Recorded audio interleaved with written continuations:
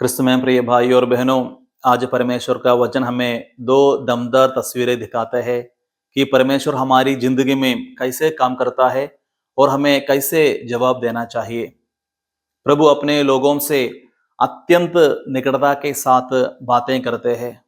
वो कहते हैं, क्योंकि मैं तेरा परमेश्वर यहोवा तेरा दाहिना हाथ पकड़े हुए कहता हूँ, डरो मत, मैं तेरी सहायता करूंगा।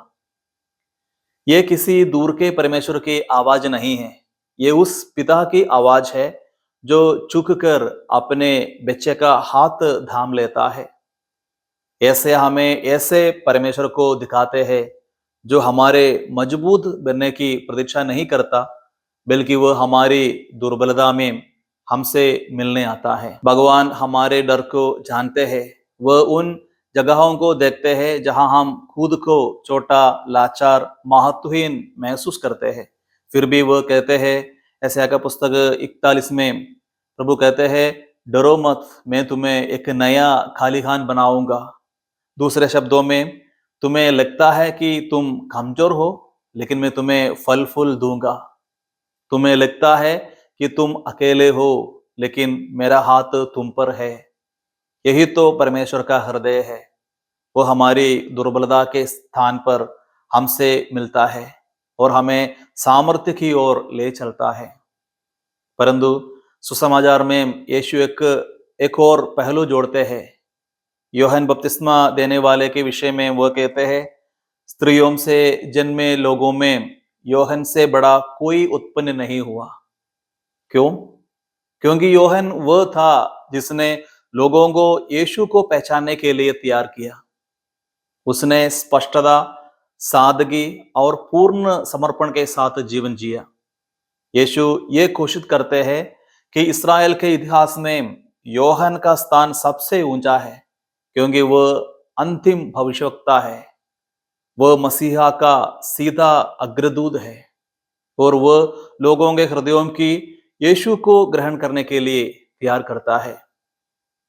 यूहन्ना उस मोड़ पर खड़ा है जहां पुराना नियम और नया नियम एक दूसरे से मिलते हैं।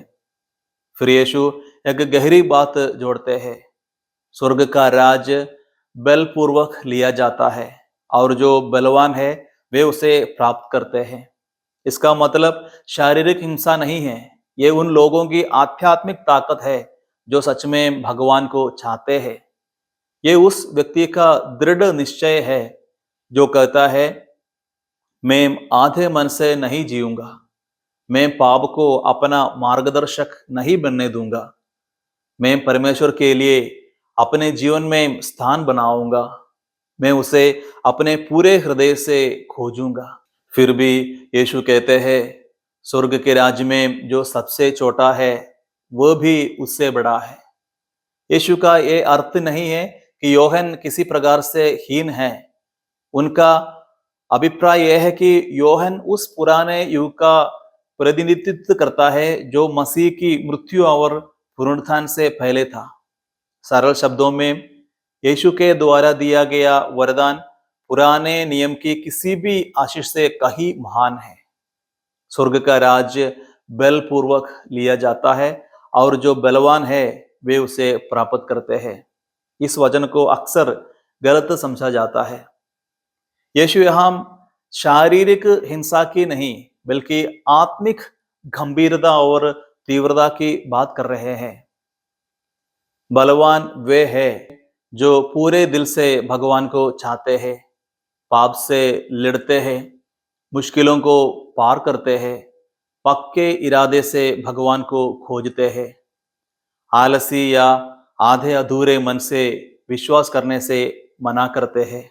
संदेश यह है, स्वर्ग के राज्य में प्रवेश करने के लिए आत्मिक साहस और प्रयत्न की आवश्यकता होती है। ऐसा नहीं कि परमेश्वर इसे कठिन बनाता है, बल्कि इसलिए कि संसार, शरीर और शैतान इसका विरोध करते हैं।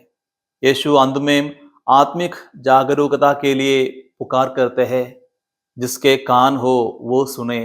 वो कह रहे हैं, यह कोई साधारण समाचार नहीं है, ध्यान दो, भगवान के आने का समय पहचानो, जो कार्य परमेश्वर कर रहा है उसे अनदेखा मत करो।